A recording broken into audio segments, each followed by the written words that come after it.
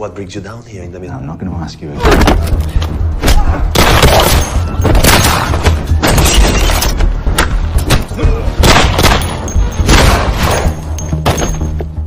Halo everyone, kembali lagi di F-Movie, tempat dimana spoiler datang lebih cepat dari mantan yang balikan. Dan tentu saja masih bersama saya, host kesayangan yang nggak pernah diajak main film, tapi selalu rajin nonton. Di video kali ini kita bakal bahas sebuah film penuh aksi, intrik, dan mantan agen rahasia galau, yaitu Legacy of Lies.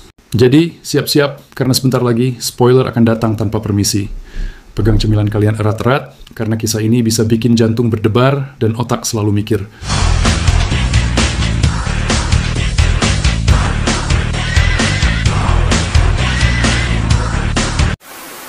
Film ini dibuka di sebuah stasiun bus terbengkalai di Ukraina, tempat yang tampak lebih cocok jadi lokasi syuting film zombie daripada perjalanan wisata. Seorang wanita misterius dengan codename Red Star tampak tergesa menuju sebuah mobil. Di dalamnya ada dua orang, dan Red Star langsung menyodorkan rincian rekening bank seperti sedang menawarkan diskon lebaran. Tapi Martin Baxter, mantan agen MI6 yang sekarang lebih mirip pengangguran bersenjata, sedang ngumpet di dalam bus.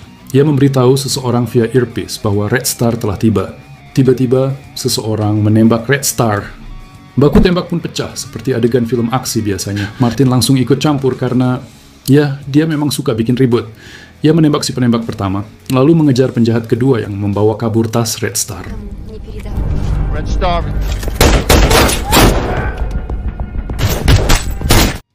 Kejar-kejaran penuh gaya pun terjadi. Martin berhasil menjatuhkan si maling tas dan mengambil kembali barangnya. Ia kembali ke tempat kejadian, berharap bisa jadi pahlawan, tapi malah mendapati si wanita tadi sudah disandera oleh pria lain, yang jelas-jelas bukan anggota keamanan. Penyusup itu mengancam, tukar nyawa dengan tas ini. Martin, seperti biasa, menyelesaikan semuanya dengan cara paling dramatis, melempar tas sambil menembak, dan setelahnya...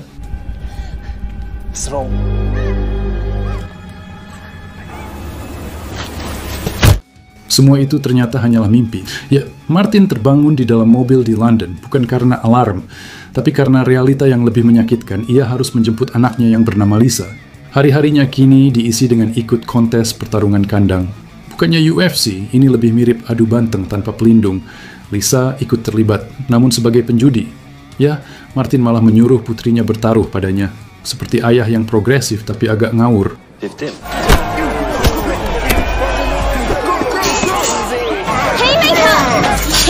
15. Saat bertarung, Lisa memberi nasihat dari pinggir ring, seperti pelatih tinju atau komentator gosip. Tapi Martin malah kena tendangan di wajah dan jatuh. Lisa? Ternyata dia bertaruh melawan ayahnya. Anaknya cerdas, tapi tega juga.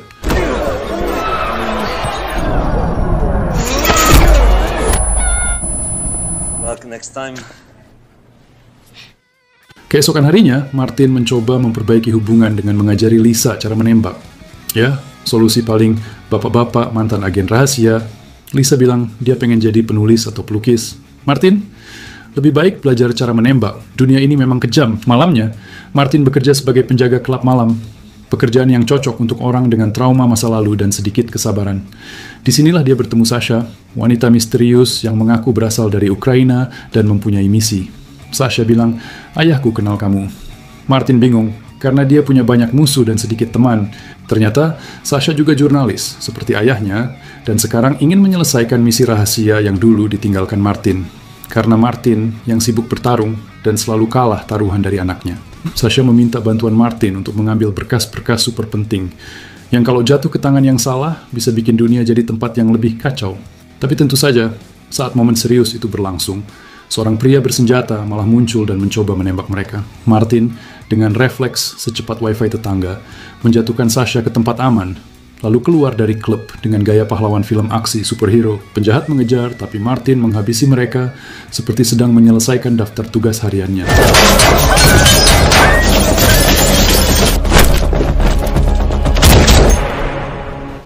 Sasha kabur tanpa sepatah kata pun.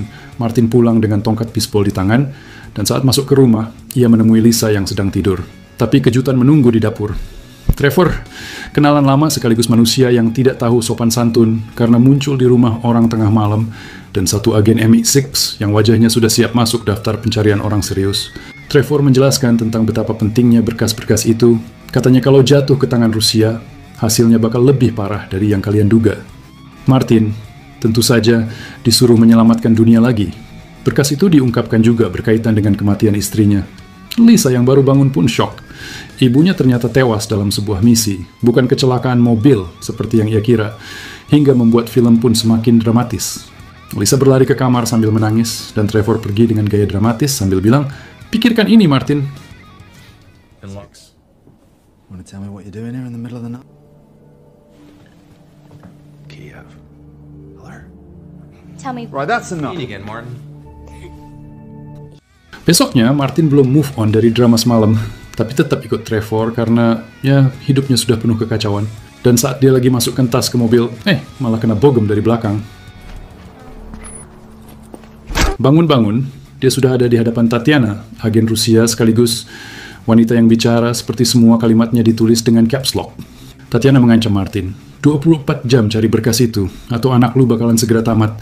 Martin pun pulang diantar, dan agen MI6 mencoba jadi bayangan, tapi Martin mengeluarkan pistol dan bilang, "Coba bayangi aku lagi, maka akan kutukar mobilmu dengan sepeda." He's in. When I tell you, that means I'm out.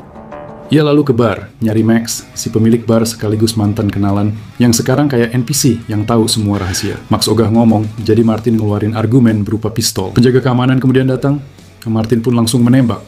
Max yang masih keras kepala, akhirnya Martin eksekusi juga. Benar-benar sebuah pemandangan yang ekstrim, bro. Martin kabur dari lokasi, menembak siapa saja yang mencoba menghentikannya.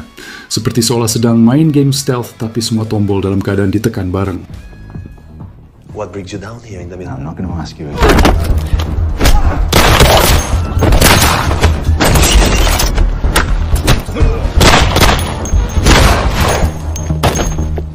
Sementara itu, Lisa sedang nonton pertandingan tinju di hotel bersama Tatiana, yang tampaknya nggak sadar kalau dia baru saja menculik anak orang, bukannya malah mengajaknya staycation. Martin akhirnya melacak Sasha di hotel, dan mereka berdamai, ya, karena ternyata dunia ini terlalu berantakan untuk ribut terus. Sasha buka-bukaan. Berkas itu bukan sembarang kertas, tapi berisi informasi tentang pembuatan senjata kimia. Dan tentu saja, berkas itu disimpan di brankas bank. Masalahnya, mereka butuh kode akses. Dan tentu saja, kodenya itu tidak ditulis di sticky note di kulkas. You do know what we're up against, right?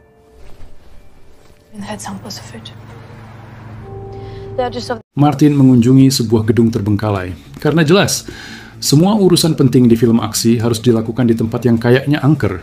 Di sana, seorang peretas bekerja diam-diam untuk CIA, kemungkinan besar dibayar dengan kopi instan dan paranoia.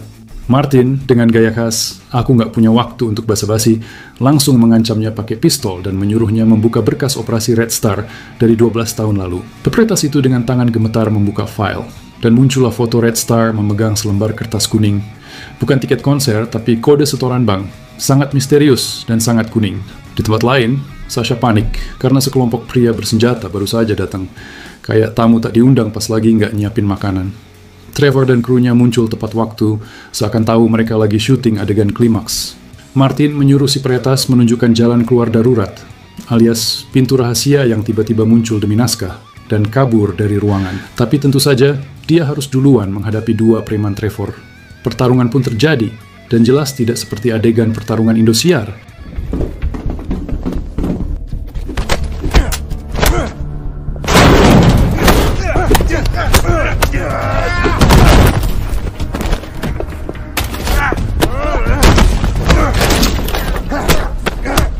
Saat semuanya makin kacau, Martin memutuskan untuk melompat keluar jendela bareng dua antek.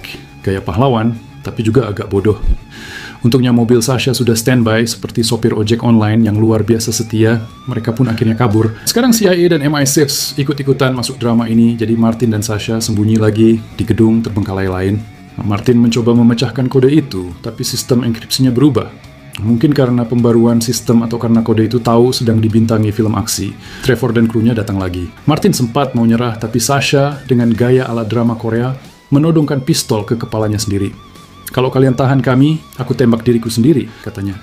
Trevor, yang mungkin juga ngeri berurusan dengan orang dramatis bersenjata, nyuruh anak buahnya turunkan senjata. Hal itu pun langsung digunakan Martin dan Sasha untuk langsung kabur lagi. Asli mirip kayak pasangan dalam pelarian.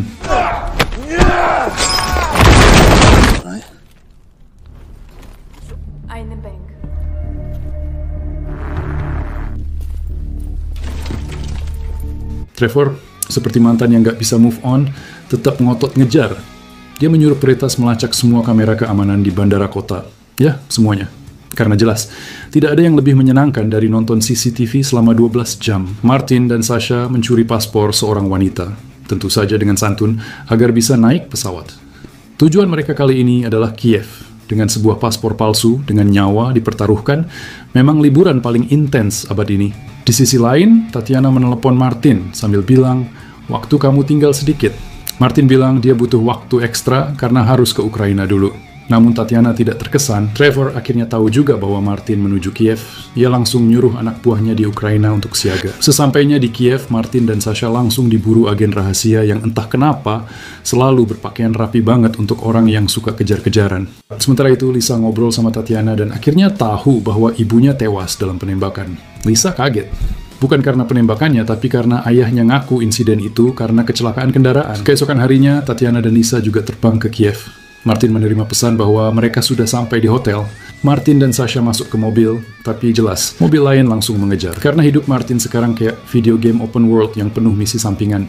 Mereka akhirnya tiba di bank, dan Sasha masuk dengan gaya, saya mau ambil barang dari ruang penyimpanan pribadi. Petugas bank mungkin mikir, ini hari biasa, padahal ini awal dari kekacauan nasional. Seorang wanita membawa Sasha ke ruang penyimpanan bank yang penuh misteri, dan mungkin juga debu tebal karena jarang dibersihin. Begitu sampai, Sasha langsung nelpon Martin sambil bisik-bisik. Sementara itu, Trevor dan para agen MI6-nya masuk ke bank dengan gaya seperti rombongan tamu undangan yang lupa membawa undangan. Martin, yang sudah siap dengan naskah aksi menjatuhkan petugas keamanan yang malangnya sedang ngopi dan nggak tahu apa-apa, lalu dengan dramatis menekan tombol darurat yang bikin semua orang panik. Trevor akhirnya masuk ke area penyimpanan, dan jebakan Batman, pintu tertutup, lampu merah menyala, dan suara Martin terdengar kayak bos final. Masukin kode, Trevor, atau kita akan main tebak-tebakan password. Getting predictable, buddy. It's in the code. I know you've got it on. People's cause. Stop. There's no... Martin dan Sasha berhasil mengamankan deposit. Mereka pun kabur, dan dengan elegan meninggalkan Trevor sebagai tahanan. Tapi sebelum pergi, Martin memberikan hadiah perpisahan berupa pukulan gratis dan tanpa garansi. Mereka berdua lari ke atap bank, entah kenapa, karena semua orang tahu atap adalah tempat favorit untuk pelarian dramatis. Lalu mereka naik mobil dan kabur. Polisi mengejar mereka, walaupun sebagian masih bingung arah karena GPS-nya sedang buffering. Setelah akhirnya menemukan tempat persembunyian yang lumayan rahasia, tiba-tiba suasana berubah. Sasha mengambil pistol Martin dan menodongkannya. Padahal tadi baru ngopi bareng, ternyata dia tahu Martin sempat kerja sama dengan Rusia. Martin, sambil menahan napas dan drama, menjelaskan bahwa dia cuma mau nyelamatin putrinya. Tapi Sasha tetap greget, dan kemudian sebuah tembakan mendarat di bahu Martin. Don't move. The Russians have got it. It's the truth. Justify the means. Shit about my father. Martin jatuh pingsan seperti sinetron jam 5 sore. Dan saat bangun, dia melihat Tatiana menatapnya dengan wajah campuran antara dendam dan juga kesal. Martin mengaku kalau berkas-berkas itu sekarang ada di tangan Sasha. Tatiana, dengan tatapan bawa sini atau tamat riwayatmu, menyuruh Martin mengambilnya malam ini juga. Lalu Martin, entah kenapa, malah menelepon Trevor ya, orang yang tadi dipukulnya. Bro, tolong bantu cari Sasha. Dan, ya, maaf soal tonjokan tadi. Setelah nutup telepon tanpa salam, Martin meluncur ke tempat penyewaan ponsel. Karena zaman sekarang nyari orang pakai GPS dan mantan tukang sewa HP adalah kombinasi paling efektif. Dari situ, dia pun dapat lokasi Sasha. Tanpa basa-basi, Martin menuju stasiun kereta. Martin akhirnya menemukan Sasha. Niat awalnya sih mau ajak ngobrol, tapi gaya ngajaknya kayak di film laga tahun 90-an. Langsung kejar, jatuhin Sasha dan cengkeram lehernya sampai pingsan. Yang tampak sekali, bukan cara terbaik buat ngajak orang ngopi bareng. Tanpa drama tambahan, Martin memasukkan Sasha ke mobil dan lalu pulang, yang mana entah gimana caranya nggak dicegat polisi, padahal jelas-jelas habis culik orang.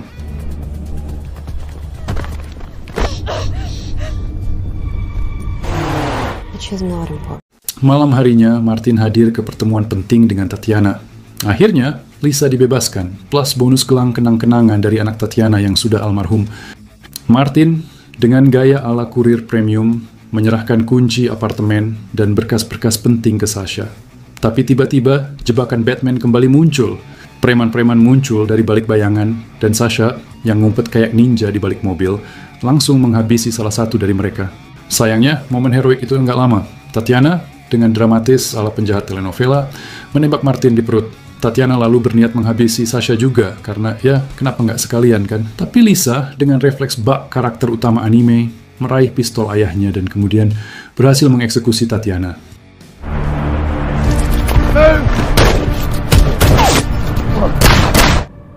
Martin, you know. And I'll throw you the... Папаша, привет. Trevor dan pasukannya kemudian tiba di waktu yang pas. Dan Sasha, dengan koper misterius, kemudian loncat dari jembatan kayak adegan di iklan parfum. Tapi, plot twist, dia tertembak dan kamera langsung menjadi hitam, biar kelihatan dramatis.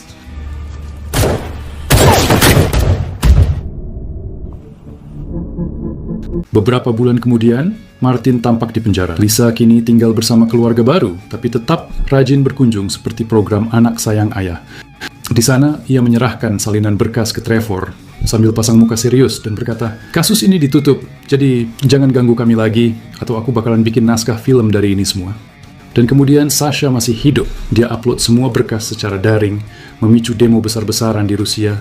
Bisa dibayangkan, rakyat turun ke jalan, banner di mana-mana, dan tagar "Bebaskan Sasha" menjadi trending dalam sebulan. Sasha pun diundang ke acara TV, mungkin semacam talk show nasional. Ia bicara soal kebebasan berekspresi sambil senyum canggung karena masih dibuntuti agen Rusia yang kerjaannya kayak mantan posesif yang nggak bisa move on. Di akhir cerita, Martin dan Lisa buka restoran.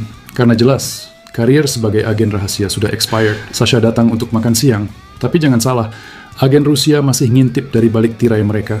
Terima kasih sudah menonton. Kalau kamu baru di sini, jangan lupa subscribe, karena drama internasional begini jarang-jarang. Sampai jumpa, semoga harimu lebih damai daripada hidup Martin.